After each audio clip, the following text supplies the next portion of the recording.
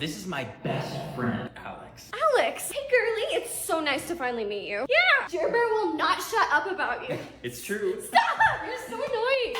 Babe, can I talk to you for a second? What the Dude, I thought Alex was a guy. She practically is in my mind. Yeah, I'm just like one of the bros. Jesus! Hey, why don't we just go get a drink? Yes, I made iced tea, Jared's favorite. Can I just say, you are so pretty. Thanks. Like, how did he pull such a hottie? Because he's hot too. Ugh, that's disgusting. He's literally like my brother. Jinx, you owe me a soda. What the?